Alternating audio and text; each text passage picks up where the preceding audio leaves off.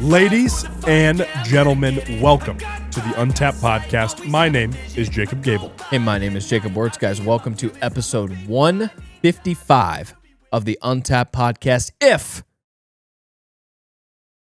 this is your first time joining us, first of all, thank you. We are thrilled to have you here with us. We actually have 5 main formats of our show. Now, first, we have Forging Fortitude episodes. Now, in these episodes, we cover the mental side of our brand. So we go over our anecdotal experiences with things like mindset and mentality. We then pass on tips and advice to you guys to then apply to your own lives. Next, we have Physical Vitality episodes. Now, in these ones, we cover the physical side of our brand. So we really get to showcase our expertise because you have 2 certified personal trainers here. First and foremost, we cover everything to do with Untapped training, everything we offer through our fully custom Untapped app. Now, if you guys have any questions, curiosities, whatever about what we offer, please reach out to one or both of us because we are more than willing and more than able to help you get the results that you want. Now, in these episodes, we also cover everything to do with the gym, workouts, diet, nutrition, supplements, mental toughness programs like 75 Hard. Sometimes we will even take trending articles or topics within the fitness industry and give our thoughts and opinions on those. Now, guys, again, this is our expertise. So in these Physical Vitality episodes, make sure you pay attention because they are full of free game. Beautiful. On to the third format, ladies and gentlemen. That is our breaking news format. Excuse me. The breaking news format is a current event-based format. Is when we sit down and touch on things like current events, current articles going on in today's world. Now, keep in mind, this is not our whole personality on the podcast. We can do 3 to 4 episodes of these a week. We are not going to do that. When we do these episodes, they are solution-based, especially like episode 154 was, actually, for that matter, talking about the identity crisis in America. Now, on to our fourth format. The fourth format is a Knights Table format, is a masculinity-based format. We touch on things like toxic masculinity, if it's real, what it is, fatherhood, the impact it's had on all of our lives in here, and then male-based topics in general and how important men are to the future of this country in the United States and the world for that matter as well. Now, keep in mind, I'm 26, Wurtz is 26. Our producer, Mitch, is 24. Because of that reason, we are not coming to you as some all put together man. The only perfect man to ever walk this earth is Jesus Christ. Now, on to our 5th format. That is our guest format. We sit down with entrepreneurs, fitness professionals, athletes, doctors, anybody with a great story. Our last 3 episodes of that are 149, 150, and 152. All phenomenal. Some part of today's actually will be related to 152 for that matter. And a short topic we talked on that episode, and we're going to expand on that a little bit. But we learn a lot from these episodes, guys. You are also going to learn a lot from these episodes. Now, on to our final thing to introduce. Our producer and my brother, Mitchell Gabel. Salutations. What's going on? Big European guy. Apparently, yeah. Or that'd be salut. That'd be French. Apparently the French are horrible, by the way. Just random side note, but not the point. Horrible. Yeah. Just like really rude. Oh. Yeah. Oh. Which they don't think should surprise us, but probably not. Yeah. I don't know. Yeah. Other than Louis. Louis cool. Still seems like a cool country to visit. Oh, I'd definitely visit it still, 100%. Yeah. There's no doubt about that. I think European travel is actually a really cool idea in general. Sure. Just because of the fact that it's like, that is like all 3 of our heritages in this room. You know what I mean? Especially Germany. That's like the first European country I want to go to and visit and see what's going on there. But it's very cool. Yeah. Very apparently cool. They're having their own issues over there, just like we are here. But, you know, it seems to be any white Western country. Sure. Is that right now? So, sure. Yeah. Quickly turning non-white, too.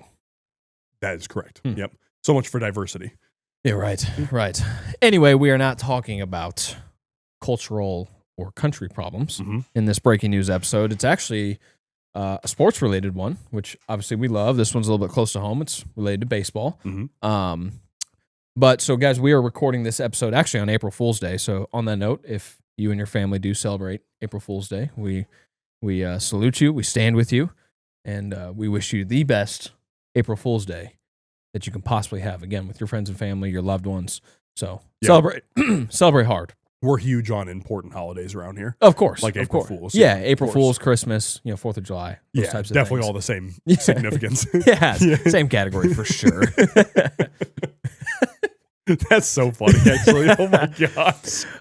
Anyway, we are recording this on April 1st. So yesterday, March 31st, news broke out of a MLB All-Star from last year being banned for 80 games, or being suspended, I should say, for 80 games due to PED use. Now that MLB All-Star Jurickson Profar, not a huge. So it's so crazy hearing you say that name too, because they probably thought you said jerks there. You're But right. It's Jurickson. Jurickson. Yeah. Yep. Just to make that very clear Jurickson. for those of you that are like, what the hell did he just say? Yeah. Correct. Jurickson Profar, he is on the Atlanta Braves now.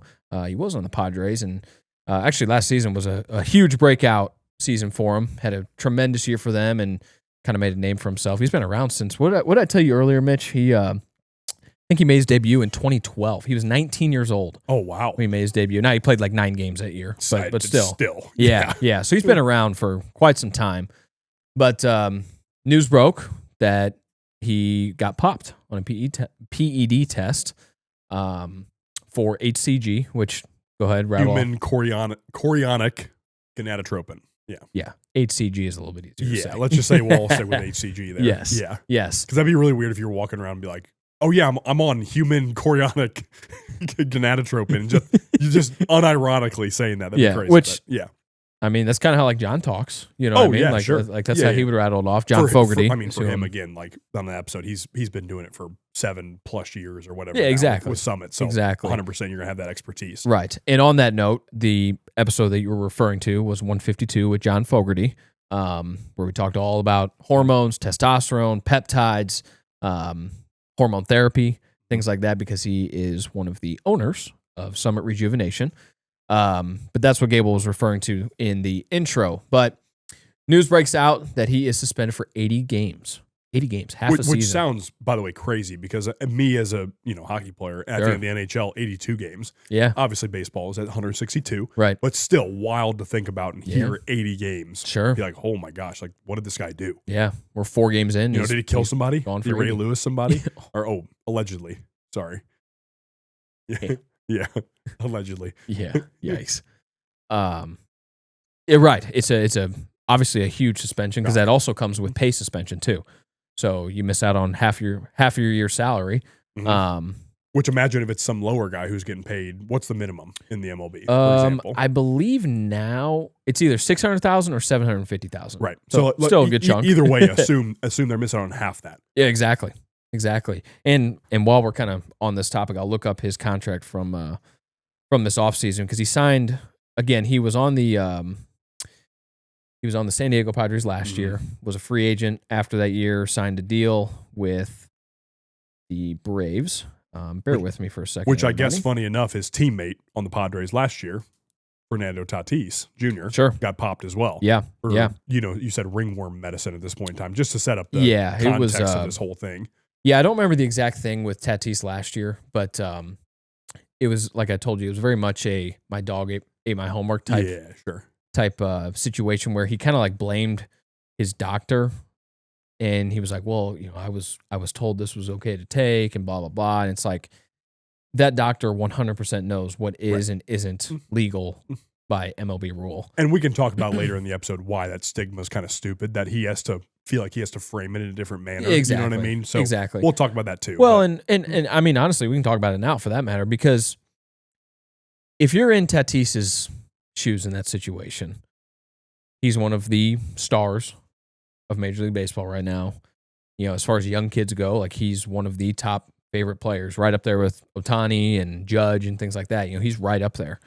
And you have not only do you have a lot of eyes on you, but you also know, like, you have a lot of people looking up to you. A lot of young kids, want to emulate your game and, wear all the swaggy stuff that he wears because he's very much like that. He's that type of guy, and I love it. I got nothing against the swag. Quite honestly, I think baseball players probably have the best swag as far as on-field, in-game type swag. Pretty drippy. Yeah, because it's also really the only sport that you can wear like accessories. Yep. No, it's very true because, I mean, in hockey, for example, there's no way. Because you literally cannot unless you want to wear a chain. Yeah, exactly. The rest of it's just padding. Right. It'd be impossible to do that. Yeah. Football, you wear like a sleeve or some armbands or something. Which can be cool thing. too. Yeah. But anyway, you have a lot of kids looking up to you. You have a lot of eyes on you. You're already the talk of baseball, and then you get popped for a drug test, and what does that do for the rest of your career? Yep. What does that do for the idea around your name and things like that? Also, does it hurt your Hall of Fame candidacy? It does. Yeah.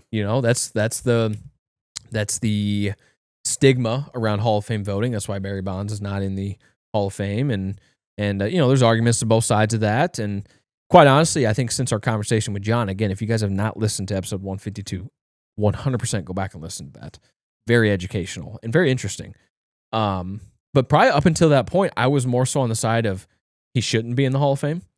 But after hearing what these performance enhancers do, or substances do, whatever, it's like it's not bad. Yeah, like it's not inherently bad. Well, I mean, it's the conversation of we're assuming that these substances, all of them, are, because really the argument you could make when it comes to some of these substances is overusing them. There's plenty of stories you hear about bodybuilders who abuse steroids. Absolutely. What happens is that, they have an oversized heart, for example, because of the abuse of steroids. Yeah. And really that comes with the word abuse of the steroids. Now, if you have proper doctor supervision, like these guys in this scenario do, you're really only getting just stronger. And, in Barry Bonds' case, he probably just sent the ball farther than he usually did. But he still, even without it, he was a great player before that. Oh, 100%. Before he was on that stuff. He was a phenomenal player. Yeah. So was A-Rod. Same thing. You look into this, and it's interesting because you find out that it doesn't make you hit a baseball better. Exactly. And that's that we were eventually going to get to that type of thing. It's like, when you're taking steroids or you're using peptides or you're on test or you're on HCG like Profar was here, it's not making you hit the ball anymore. It's not making you catch the ball anymore. It's not making you throw it anymore. Like, you still have to have the baseball skills. You still have to have the football, the hockey, the basketball skills, Now, can these things aid in your recovery? Yes, 100%. That's what they do. That's what they're made for. Right. And that's why your body makes some of these things on its own. DHEA is on this list as well for the MLB, banned substances. That's something that's very accessible. So is what I'm on. Exactly. Clomiphene, yeah. Which includes DHEA. Yep. Yeah, right. Mm-hmm. So these are very accessible things. By my knowledge, it hasn't just made you a better hockey player. I wish.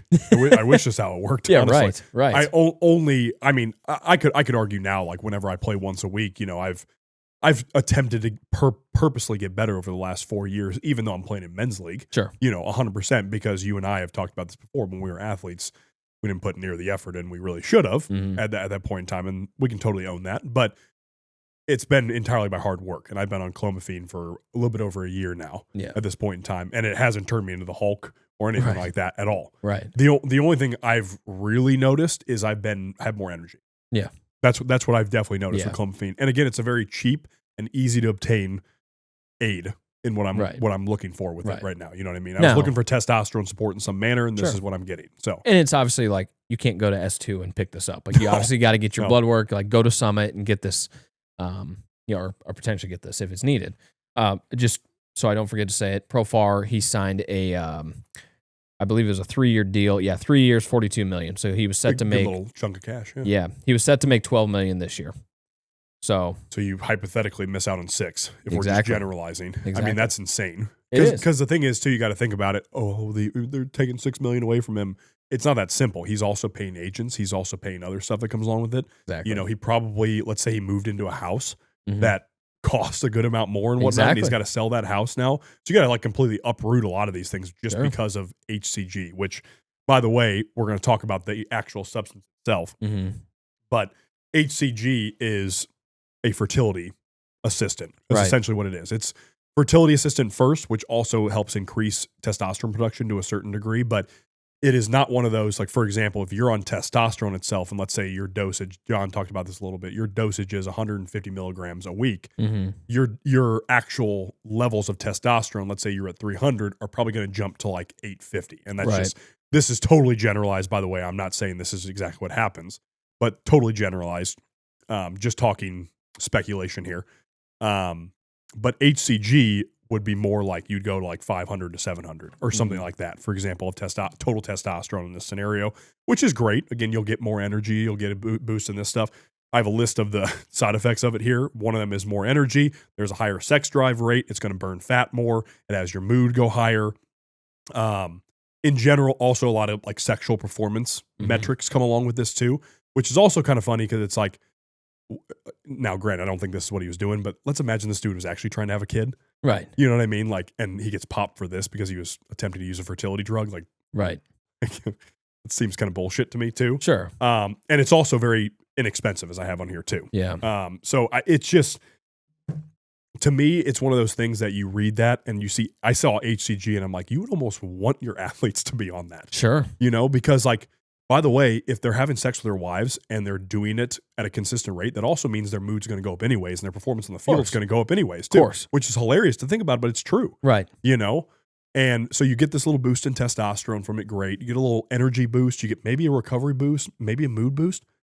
Okay. What's wrong with that? Well, I'm a little confused, like how Right. that's a negative thing, and like we're having a stereotype about HCG being what he got popped for 80 games. You know what I mean? Exactly. And I think at the root of what you're saying here, and we talked a little bit about this with John, but if this was just accepted and legal in sports, and anyone could have access to it, and more than likely there was a reason that he was on this. It wasn't to, now I want to become a better ball player. Like, no, he proved himself. He signed the big contract, which is awesome for him. That's what these guys are trying to do. So it's not like he was using this to try and get the 3 years and 42 mil. Mm-hmm. There was something lacking, more than likely. Again, I don't know the details of what was going on with his blood work and things like that, but more than likely he was deficient in something, or maybe something was wrong with his sperm and things like that, where they could not have kids. They've been trying to get pregnant and things like that. I assume he's married. I don't know that for sure, but again, maybe he was fatigued all the time. And the teams notice it, and they're like, "What the hell is wrong with Jurickson?" And whatnot. Right. We just spent $42 million on this guy. Like, why is he so tired? Exactly. It's day one of spring training. Yeah, and maybe he's just looking for regular testosterone support too. Could be. By the way, could be. Which is what we're talking. We're not talking about blasting 500 milligrams of testosterone or something like that, like a full steroid dose. That's not what we're talking about. Exactly. We're not talking about getting ready to step on stage. Yeah. We're talking about a guy that you just invested $42 million in. You're going to want a good return on that investment, just like you do when you're paying Shohei $70 million in a year, by the way. That's per year. The Mets just invested $762 million into Juan Soto. I'm pretty certain, I don't know for sure because I don't have $762 million to drop on a guy, but I'm pretty certain that the Mets would like him to be on the field and performing well. So if you have an athlete, we're talking about Juan Soto here for a second. If you have an athlete, let's say Juan Soto's test levels are very low for I think he is 20. He's 25, 26? I believe. Yeah. He's either the same age as us or a year younger. I remember you telling me that he was like a year younger than makes us. Me question a lot of things. It's like, man. That's also why we're chasing entrepreneurship, because we're like, we need another challenge. Yeah, like, exactly. You know what I mean? Like, exactly. Because we can't be watching these guys that are 25 years old making, right. 80 million a year or million. whatever. Right. Yeah, come on now. But anyway, let's say this guy, his Bless you. His test levels are very low, lower than they should be. It's clearly having an effect on and off the field. He's not the Juan Soto that everyone knows him to be. You have to fix that problem. Not only for him, because you need this dude to be living how he should be, but you also just invested nearly $800 million into a single player over the course of the next, it was a 10-year deal? 12-year deal? It doesn't matter. Whatever. It was a lot. So for the next decade or more, you need this guy playing. So you have to fix that problem. Yet, to fix that problem, you're doing something illegal. So then your dude, who you just invested all his money into and fame and publicity, things like that. Oh, and by the way, you're in New York. Now he's suspended for 80 games. So the first violation, guys, is an 80-game suspension. That's what Profar just got. 80-game suspension, half the season, you're done. Second violation, you're gone for the whole year. It's a 162-game suspension. So if you get popped on game 161, well, you're missing all of those games next year as well. Except for the last one. Right, yeah, exactly. Funny enough.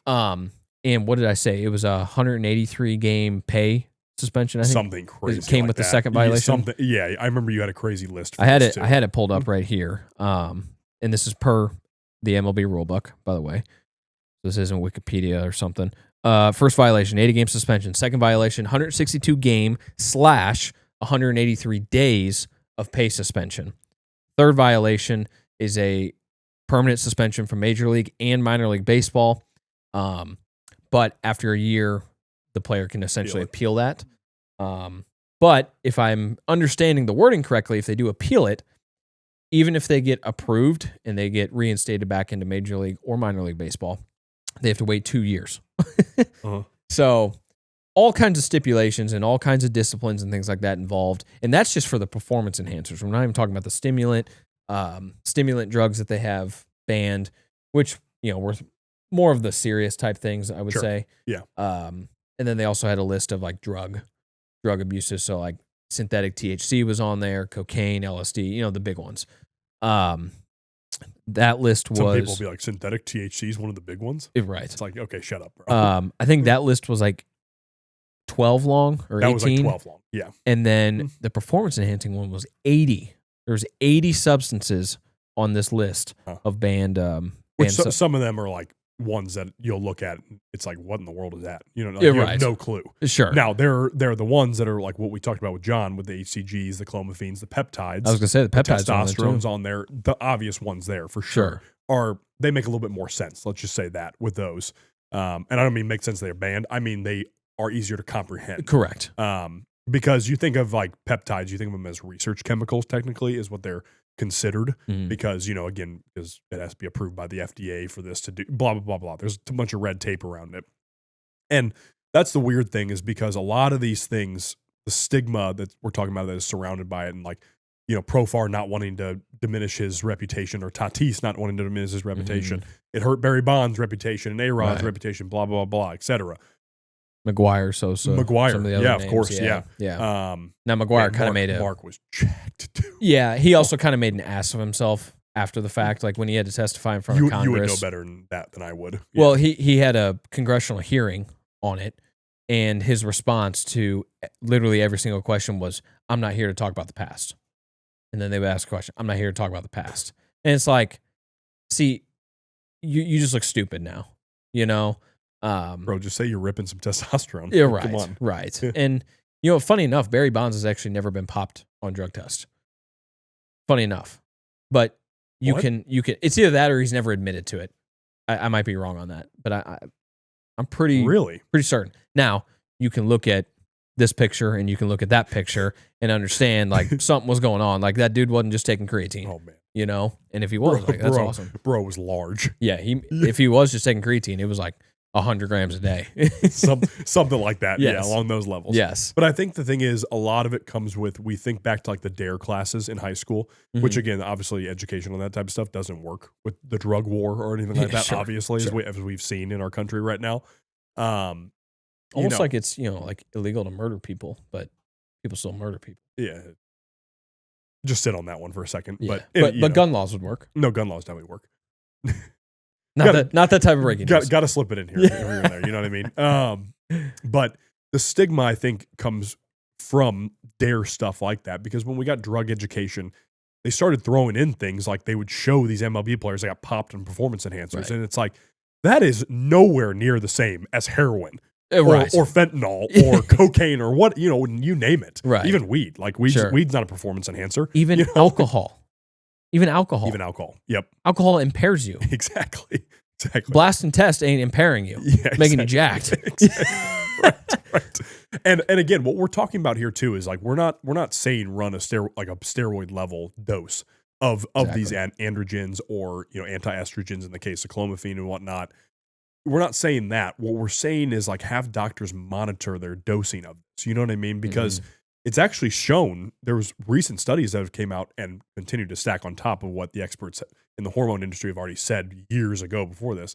But these studies show that actual TRT dose of testosterone is actually heart healthy, because you're at your normal levels, what you're supposed to be at. Mm-hmm. It is not saying we need to have you at 3,000 nanograms or something like that compared to 800 to 1,200. And we talked about the range and whatnot, but the point remains is like that's like a pretty good starting point if somebody wants to be in that range. But if they feel great at 700 or 600 or whatever, awesome too. Anyways, the point is that the problem we're running into is that you're thinking of TRT as if it's steroids, or as if it's this huge performance enhancer that equals the minute you start taking testosterone, 2 weeks later, you're hitting 3 bombs every single game. Right. And it's like, that's not how this works Or at you're all. Captain America At or all. something. Again, like I said, a TRT dose of testosterone is heart healthy. These peptides are naturally occurring substances. We talked about with John about the amino acid profiles that come along with them and how they're created, these peptides as well. So even if they're using peptides, again, not a problem. And again, all of these guys, as John was saying too, are doctor supervised. Yes. This is not like Profar grabbed HCG by himself and just stuck himself with it Right. and just hope for the best. Right. He got guidance from a hormone specialist Yes. on that. Yes. Is what happened. Like, Yeah. I'm sorry, these guys are making millions of dollars. They didn't just go on the street and grab Trenbolone Right. from a guy with a gym bag like we talked about. Right. On the streets of Atlanta. So it's just where like, he's at. yeah, exactly. There you go. Yeah, really. You grab anything. Can on the only streets of imagine Atlanta. what you Yeah. might find there. Oh my gosh. But you could again, you have to look at it as a separating argument. We're not talking about the steroid dose. You could make your arguments on the steroid dose of things, but we're talking about performance enhancers that help with these athletes' recovery, with their performance, maybe their attentiveness at home too, even. Again, Sure. and we're talking about sexual performance. That's an important thing as well for these athletes to have too, as it is for anybody, by Sure. the way, for have this type of stuff optimized. So you got to separate the conversations that we're talking about here. We are not saying that Profar should go run 600 milligrams a week and get his levels up to 2,000 plus on testosterone. Right. We're not saying that, but an HCG sure as hell will not do that. So that's a crazy one to be like, no, you can't do that. Yeah. When I just listed off all the symptoms it causes in a positive manner Right. at that point in time. Right. So let's like remove the stigma for those of you that still think of PEDs is like, oh, I think guy's a piece of shit for doing that. Right. As we talked about with John, most of them are doing something that's Yeah, related right. to some kind of recovery. Well, and again, like I mentioned in that episode too, last year the Cardinals catcher Wilson Contreras, although I guess he's our first baseman now, but he took a bat to his forearm while he was catching. I remember that. Yeah. He stuck his glove hand out and he took a bat right there and it broke it. Broke his forearm. It's not like his arm was hanging or anything like that, but there was a fracture under there, and it was like 6 weeks later he was back playing. I think he might have actually homered his first game back. I think you're right. I think you're right. I was actually there. Yeah. But, it's just like, I'm pretty certain it doesn't take 6 weeks to heal a forearm like that from a bat. A bat to your Yeah, forearm. right. Oh, it's Like, I'm crazy. pretty sure if I took a bat to your forearm right now, 6 weeks from now, you're not benching 245 No. like you just showed me. No. Pretty sure that's not happening.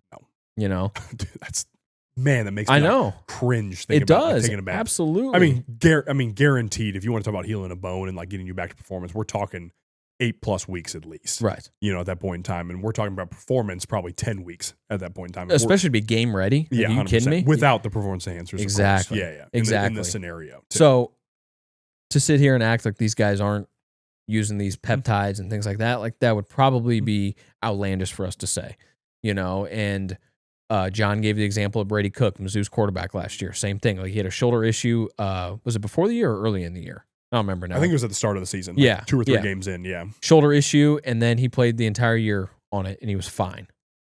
Mhm. So it's like these things are obviously being used already, and these guys have to do it basically in a really sketchy way so that they don't get popped on these drug tests when all it's doing is keeping these guys on the field.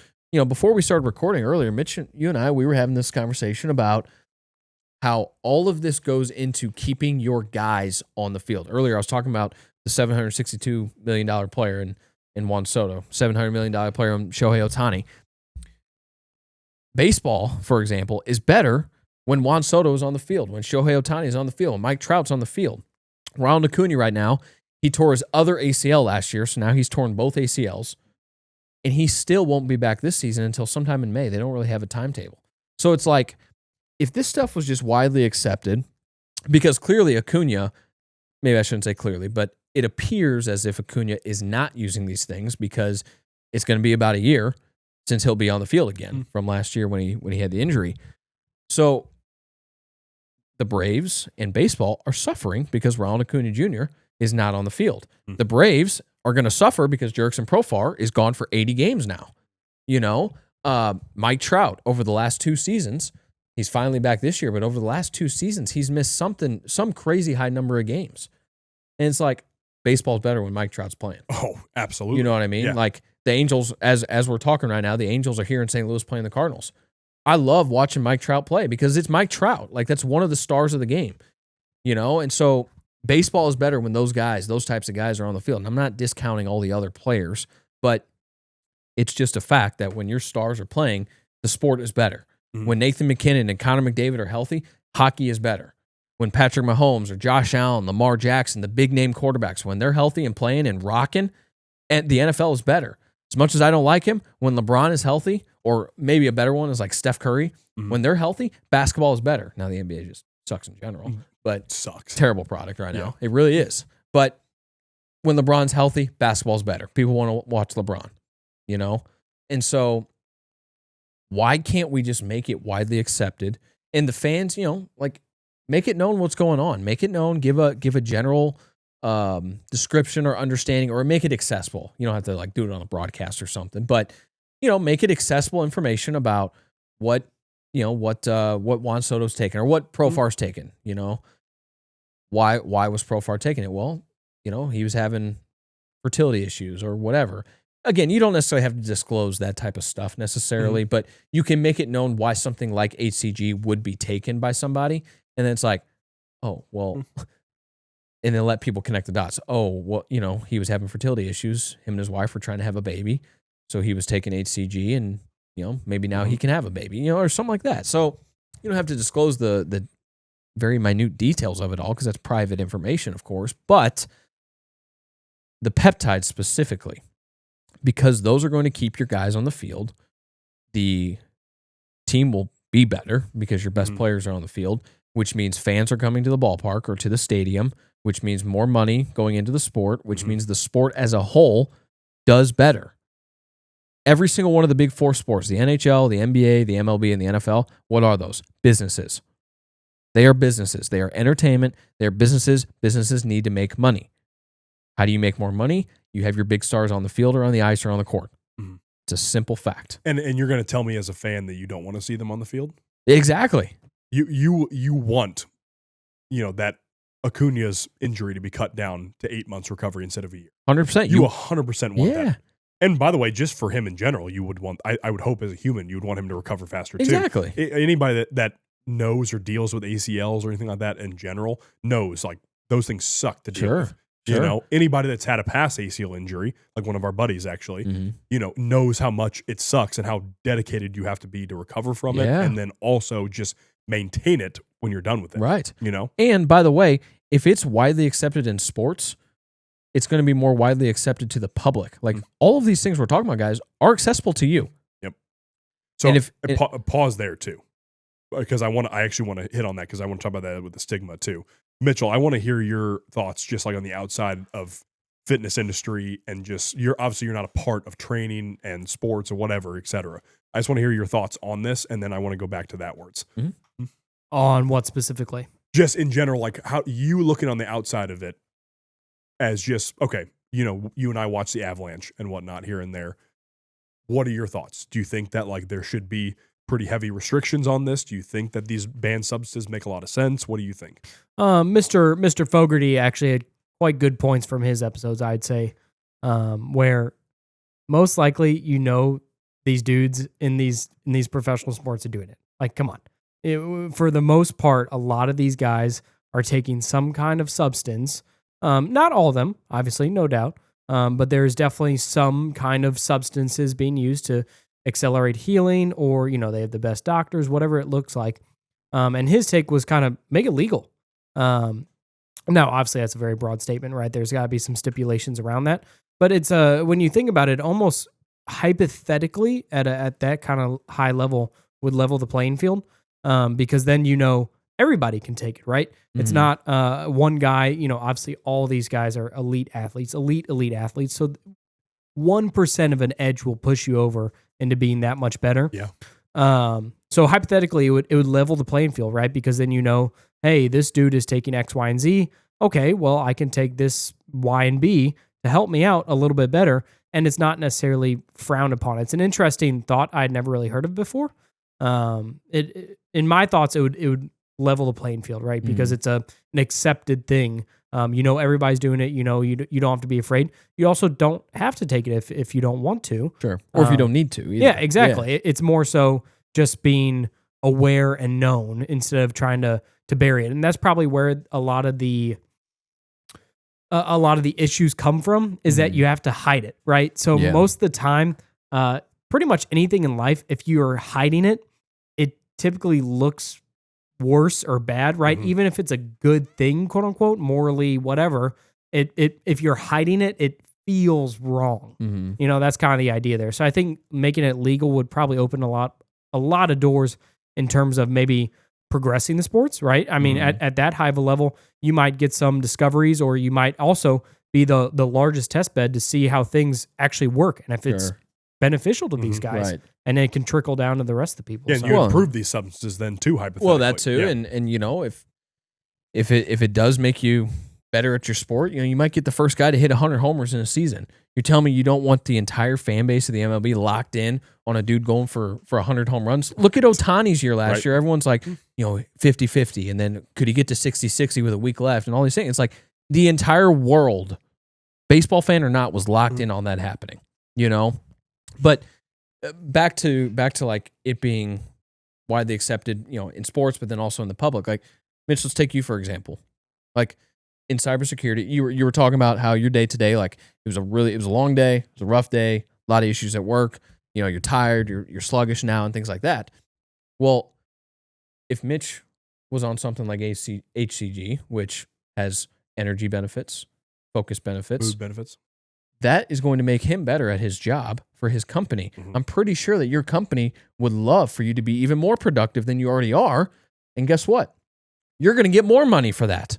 You're not going to be suspended from your job. You're not going to be frowned upon. You're not going to be in the headlines, plastered everywhere. You know, Mitchell Gabel suspended for 80 days because he got caught with HCG.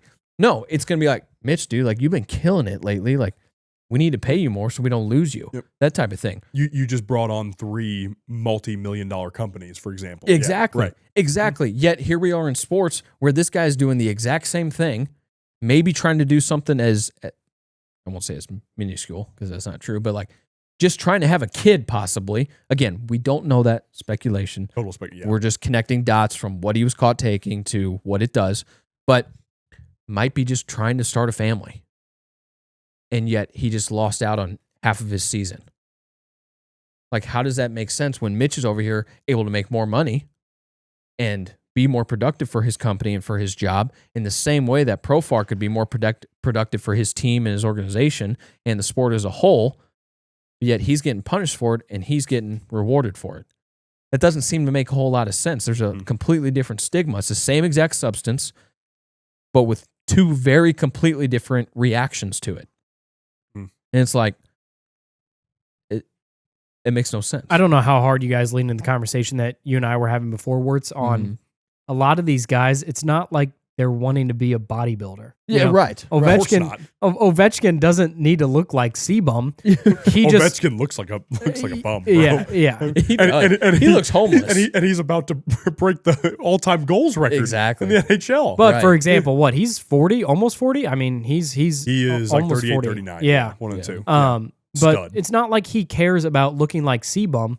If he gets injured, he cares about getting back out on the ice. Yeah. You know, it's a tool. Right. That's all it is. It's a use case for his job, essentially, right? To produce, to help his team.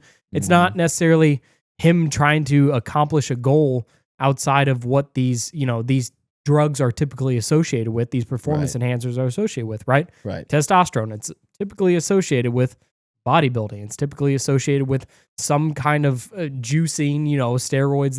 That's what it gets lumped. Going into a gym, you have a guy yelling at the top of his lungs, and he has acne all over his body. Yeah, I feel like that's what performance enhancing drugs, they get lumped into steroids. Right, for sure. You at an uneducated glance, you're gonna say, "Oh, he's taking steroids," right? When there's a lot of things under that category. I mean, there was 80 on the MLB rules, that do different functions for the purpose of that, right? It's not. It's being used for a reason. It's not being used just to say you took it to bulk up and you got a 22-inch bicep and 21-inch bicep. Ovechkin does not give a shit about that. Exactly. I guarantee it. Exactly, and the term performance enhancing on its own sounds negative, but something that gives you more energy, like caffeine, is a performance enhancement. It's what's considered an ergogenic aid. Exactly. Yep. Exactly. So, which technically these would fall into that same category. Right. Like I talked about. Yeah. Right. And so caffeine is not frowned upon. You could even make the argument nicotine's an ergogenic. 100%. Aid. By the way, it's also like known by itself to be very assistant with focus. Exactly. So it's like these things aren't frowned upon. You can get them at a gas station, a grocery store. Yeah, you can grab a pack of darts at a gas station, no problem at all. Yeah, right. Back of Zins, whatever, doesn't matter. Right, yeah. exactly. So it's just the term performance enhancing, I think, is what part of makes the negative or creates the negativity surrounding it all. When in reality, like there's tons of things that do that, and we just named a few of them. Well, so the reason I am glad we paused and came back to this too is part of so this is like the cultural impact I want to talk about a little bit with this too, where you were talking about how, if it's normal in sports, it's also going to be normal to the public. Hypothetically, as we've talked about in a lot of past episodes, that would be a negative to the powers that be. Because if it's normal to be utilizing performance enhancers, people are going to be healthier. People are going to recover better. They're going to be not as tired. They're going to be more effective workers. They're going to be more effective business owners. Happier. Their sex life's going to be great at home with their wife. Which are all things, as we've talked about, are not really encouraged in our current society. Again, I thought these substances were negative. Exactly. Yeah. And again, what are we suggesting with all this too? We are never suggesting just buying a research chemical offline and just taking it yourself. Correct. We are talking about going to a place like Summit Rejuvenation and getting hormone specialized advice on this, hormone specialized doctor advice. That's what we were talking about. Exactly. So if that is normal, because by the way, sports is culture, right? Sports is a part of 100%. Culture. So if you see somebody like Nathan McKinnon, or you see somebody like Profar or Ohtani or Barry Bonds or whoever, if you see these guys and it is normal for them to be, oh yeah, Ohtani's actually been using 120 milligrams a week of testosterone plus some HCG as well to help with the mood and stack along top of that, and just with sex with his wife at home. And, he's put up 75 homers this year. Oh, and by the way, he also pitches. And so you want to talk about a guy that needs recovery? Yeah, was my point. No, I don't. Yeah, this guy. He throws it 100, he hits it 100. This scumbag. Yeah. Anyways, but if you see that from a guy like Ohtani, and it's like, oh yeah, like that's what he's using, and it's really helped. And Ohtani's in a press conference talking about, it's really helped my performance. My recovery's great. I feel like I can be on the mound more for the fans and all that stuff. The fans are going to be like, oh my gosh, this is incredible. Right. And then it shifts culture to look at these things in a positive light. Yeah. And then, again, you could put, not barriers, you could put restrictions to a certain degree, but just rules behind how they talk about it as well. Sure. Hey, I'm talking to our team doctor who specializes in hormone therapy as well. So I'm talking to him and I'm working with him in this manner. Yeah. Again, this is all speculation as an idea of what it could look like. Right. But if it's known that these athletes are doing the proper channels, and then that encourages the public to go to the proper channels, which, as John was talking about, all the success stories with Summit, and then these people turning into freaking beasts after they get their levels normal, after they feel great again, after all this stuff, they focus better again. Next thing you know, the public doesn't need the government, or doesn't need its elected big leaders, pharma or something, or like big that. Pharma, or everybody's health is phenomenal because of this. Right. All of a sudden, we start seeing people live till 120, like Andy talks about on the podcast and whatnot.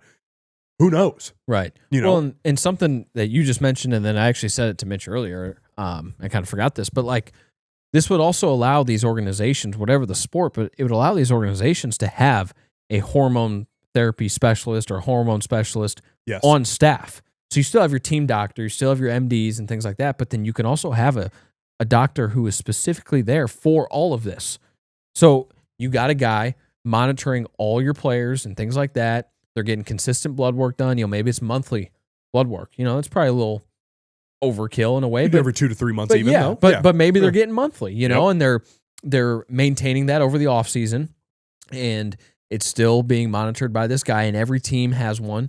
So it's like, if you get traded or you sign somewhere new, it's not like you get screwed or anything like that. So it's not that difficult to do this by any means.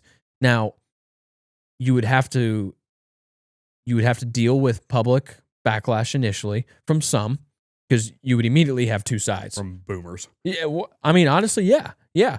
But I tell you what, my dad still talks about the episode with John. Mhm. And again, guys, another plug here. If you have not listened to episode 152 with John Fogarty, like a lot of what we're talking about, he gets into the very nitty gritty specifics of it all, and explains it in a great way, by the way. But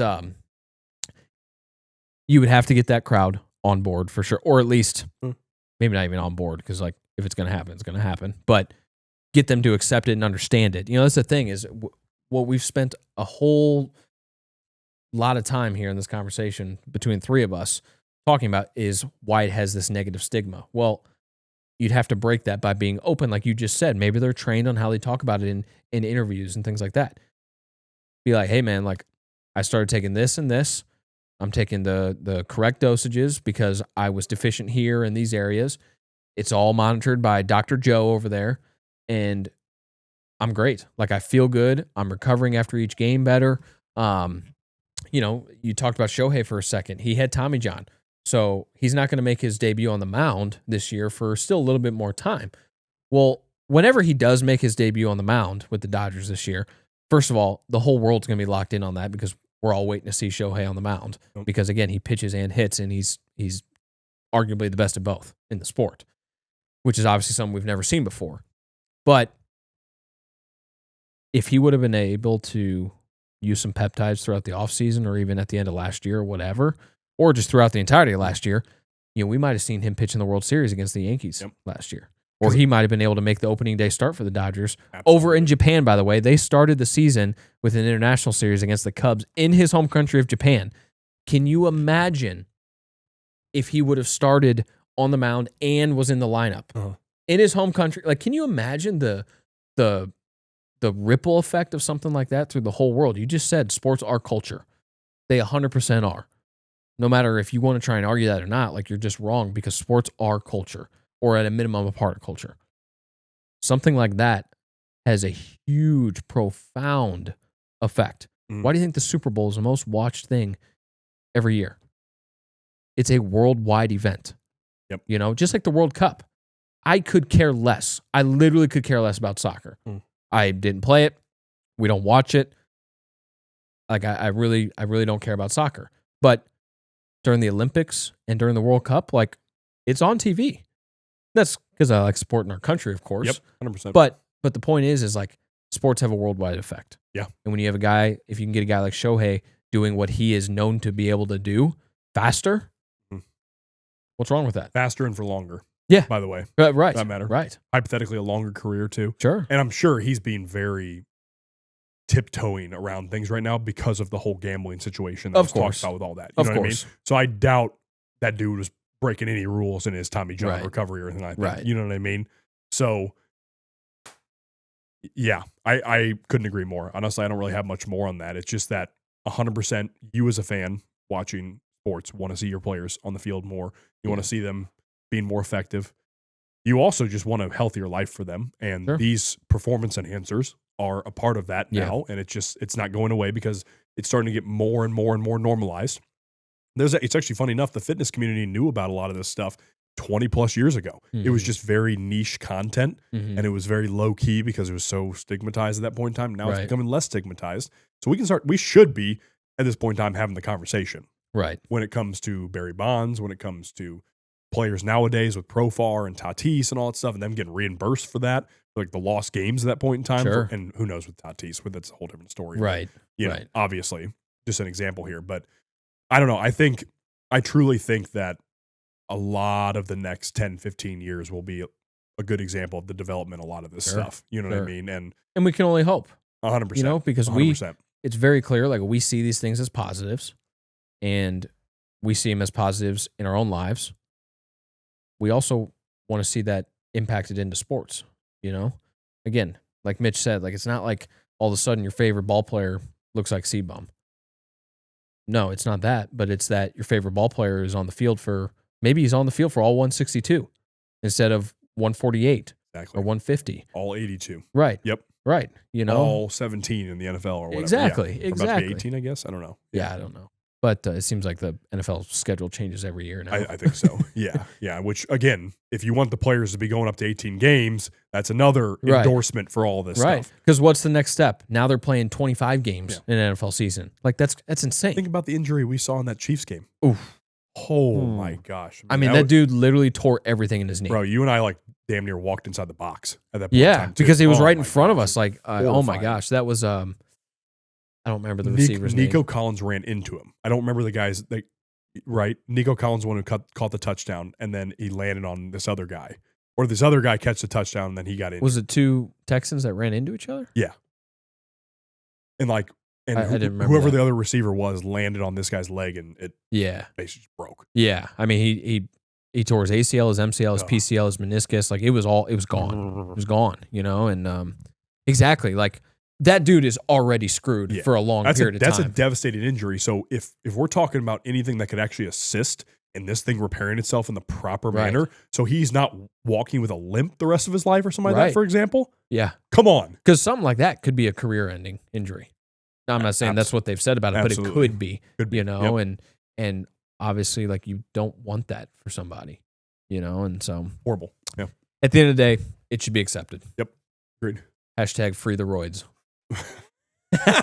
Speculation. Yes. Totally speculative podcast about all this. Yeah. But #free the roids. That's right. That's right. That's ours. We're coining that. # free McGuire. My boy Mark. Free my boy Mark. Big Mac. Such a stud. All right, guys. At the end of all of our non-guest episodes, Money Mitch. He's sitting right over there. He's to my right. We're going to show him right now. Definitely. Mitchell's about to get a call when that releases on Monday from the parents. At the end of all of our non-guest episodes, Money Mitch will ask us a Q&A question that is submitted by you guys. Focus, you two. That is submitted by you guys, the listeners or the viewers. Now, we have a few different ways that we would like you to submit these to us. First and foremost, you can DM them to us on Instagram at untapped.llp. You can also DM them to us individually. You can text them to us individually if you have our numbers. You can email your questions to us. Our email is extricationfitness@gmail.com. Now, it's a mouthful. There's a button that simplifies that in our Instagram and our Facebook bios. You just click that button, and then it'll pull up your email. You can send them that way.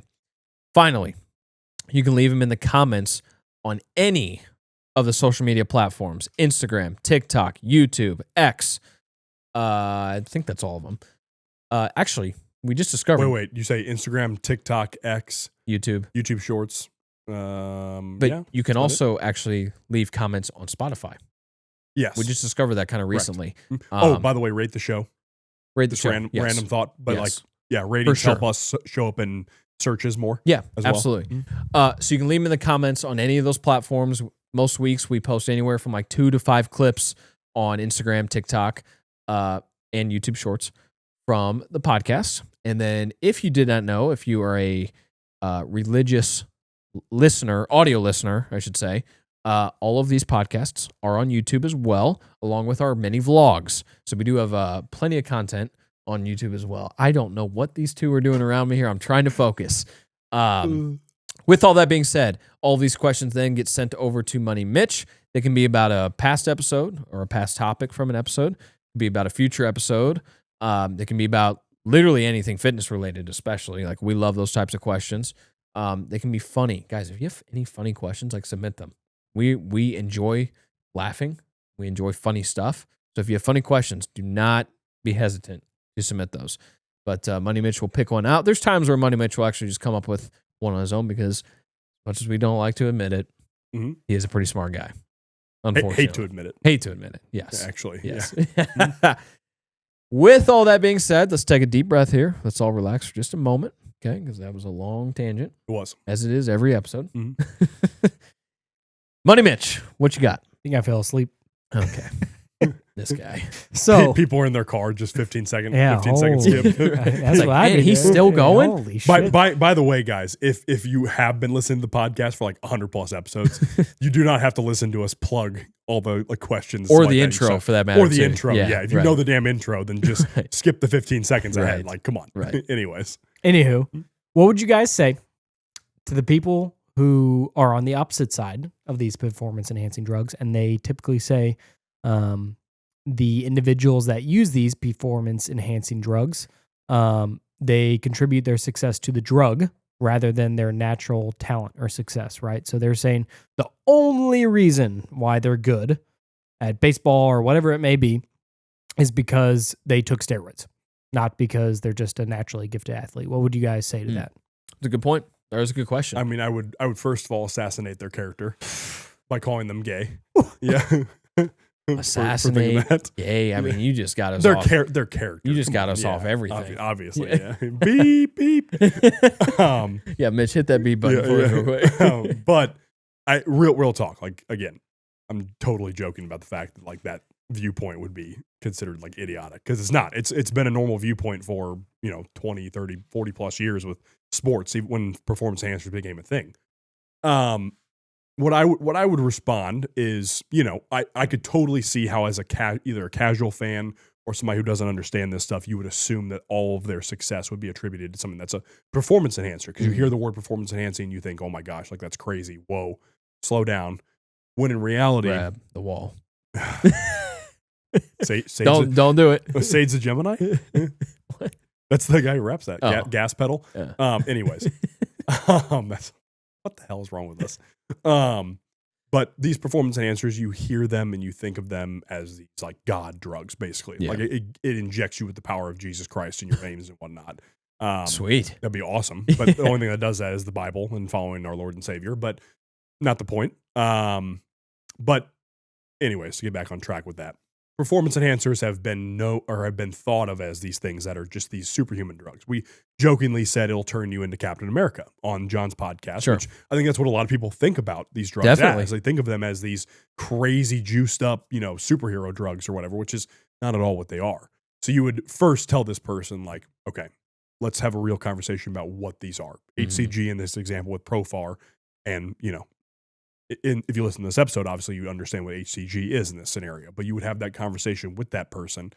And I would also say that another good thing you could talk about is actually Matt's wife, Kim, Matt Adams' wife, Kim, posted some stats on percentages of making it up to college baseball and then to the minor leagues and then to the MLB. I think it was getting drafted. Getting drafted and then playing in the big leagues. And it was like, even if you got drafted, it was like a 17.6% chance you played in the MLB. Yeah. Like that, even like one game. Right. Which is crazy. But then the rest of it was 0.0012% to get to, D1 level. And sure. to get to drafted level, it was like 0.003% out of those guys or whatever. Yeah. Crazy stuff. Right. So you could show them that stuff.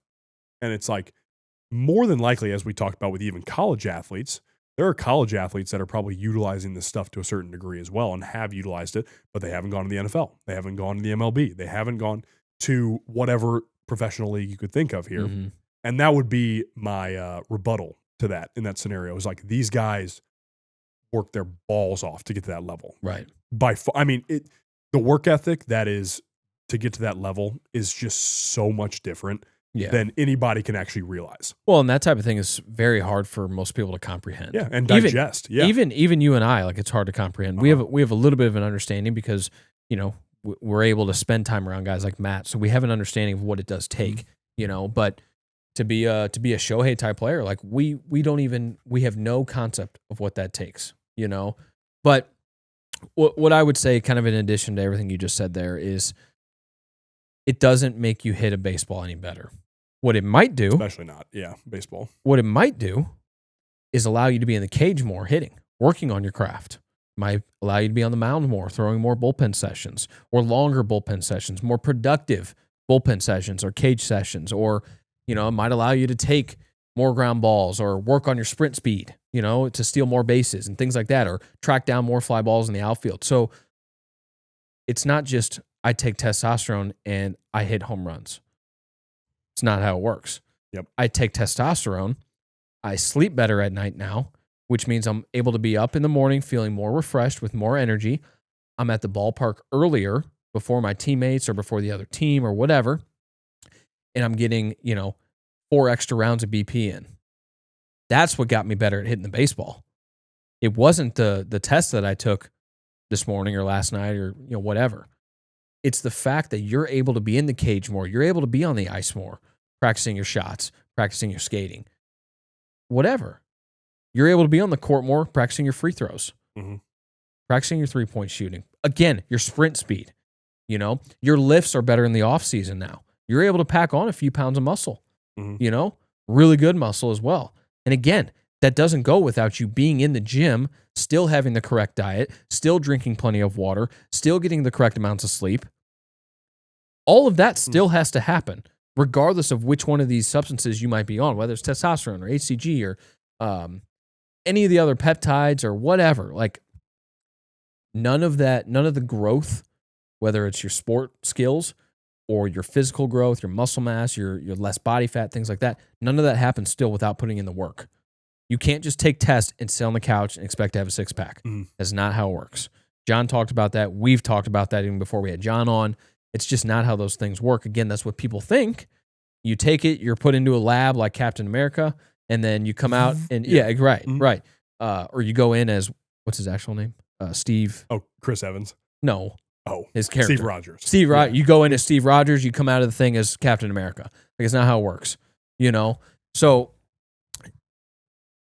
I don't think people are dumb on that. I think people are just ignorant and don't know. You could call it uneducated. Uneducated, ignorant, exactly. They're kind of kept in the dark a little bit on it. Yeah. For sure, for sure. And there's probably a purposeful reason for that because it does make you better in your life, but it doesn't go without putting in the work in still, 100%. you know? So that would be my argument. It's like, listen, it didn't just make Barry Bonds hit 70 homers in a year. It didn't. Or what did he? 73, I believe, was the record you said. Ridiculous. McGuire hit 70. But it didn't make those guys hit that many homers. It allowed them to be in the cage more. What did Shohei get to last season? 62, wow. I believe, with 50-something stolen bases. He blew by 50-50. So, I mean, Judge has hit 60-plus homers now multiple times. Let's say Judge was on this. Like, he's not just all of a sudden going to hit 95 homers. But it's going to allow him to be in the cage more. It's going to allow him to be on the field more. It's allowing him to have more at-bats. So then maybe he hits 95 homers because he got that much better at hitting because he was able to work on it more. Yep. So that would be my argument. Somebody like Judge, too, could be considered in the genetic freak department, too. I mean, what is he, 6'7", 285 or something like that? Or something? I think he might be 6'9". Yeah. 6'7", whatever. He's enormous. Just enormous, yeah. You want to talk about a guy that could legitimately be a 3-sport professional athlete who would be Aaron Judge. 100%. He could play. He could be a tight end. He could be a forward in the NBA. And obviously, he's a stud outfielder in the MLB. He's an MVP. Yeah. Yeah. But we saw in the playoffs, though, it's like, you know, let's just say he Choke City. Let's just say he's on performance enhancers. You know, that doesn't help get rid of the nerves of the playoffs. But he still dropped a fly ball. That's also crazy. Just wow. There goes any of our chances of interviewing him ever. Yeah. So Aaron, you had to catch a fly ball on that play? I mean, you've caught how many fly balls in your lifetime, and that's the one you forget? Sucks, man. That's embarrassing.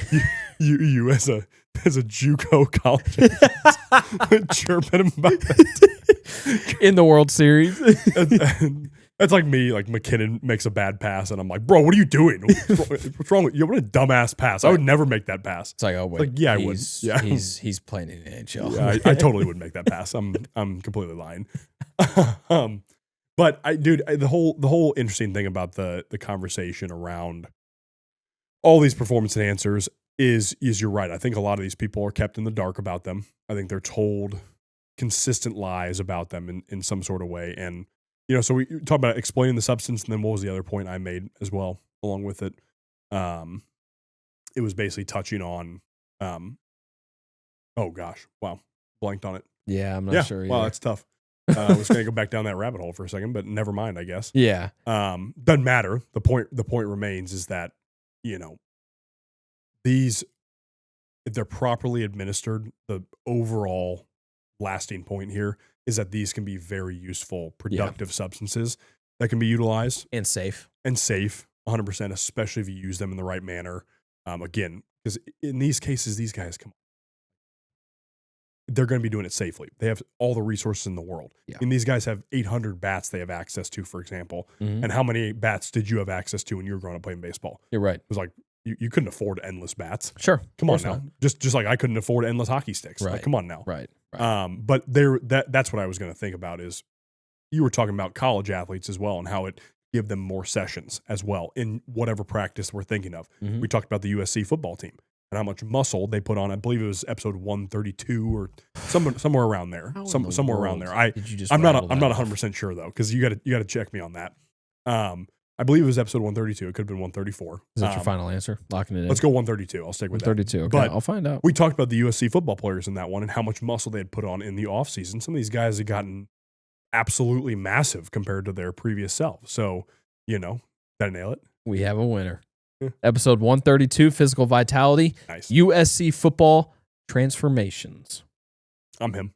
132. That was on August 26th, 2024. Yeah, I'm like that. Yeah. No big deal. Hour 22. Yep. So we really talked a lot. I mean, it's easy to get going on those sports too. But again, Right. like who knows? Even if those guys were utilizing some form of performance enhancers as well, it's again just like it's going to give these guys more energy. They're going to recover better, and they're going to be more useful to USC football, which is a multi-million-dollar program. Exactly. Same concept, and it's no hate. But these guys had to get there through high school too. By the way, they had to be the standout on their team in high school. Right. They didn't have just millions of dollars to pay for testosterone or whatever when they were in high school. So you could make that argument like, yeah, sure, the colleges might have it, but how did they get to NCAA D1 level? Right. How did they separate themselves to the NCAA D1 level to get to the MLB or the NFL? Exactly.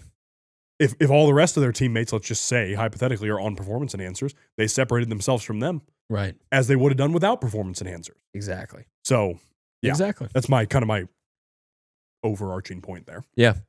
Well, if you didn't know, we're obviously pro this happening. Pro PEDs. Yes. Yeah. Yes. And I guess, again, hashtag free the roids. Hashtag free the roid. Yeah. Free my boy Mark. All right, guys. That is episode 155. Please continue sharing the show. Again, it's very easy for you to share to your Instagram stories. You can take a screenshot of your phone if you're watching on YouTube, take a picture of your computer screen, your TV, your movie theater screen, whatever you might be watching on, and throw that on your Instagram stories. Text the episodes around to your friends and family. Guys, these things are free, and they help us grow tremendously. It helps us continue to get more great guests on. So we're not asking to pay for anything. The only thing we ever ask you to pay for is if you're interested, reach out about Untapped Training. But continue sharing the show. Rate the show. Yep. Go drop a 5-star review for us. Go drop a 5-star review. And primarily on, I think, Spotify and Apple Music give you that ability. Yes. Yeah. And then you can subscribe on YouTube, obviously. YouTube. Forgot to say this at the beginning as well, but go to your nearest S2 location with a smoothie bar and get the Untapped smoothie. Guys, No big deal. until next time, peace and love. Thank you, ladies and gentlemen.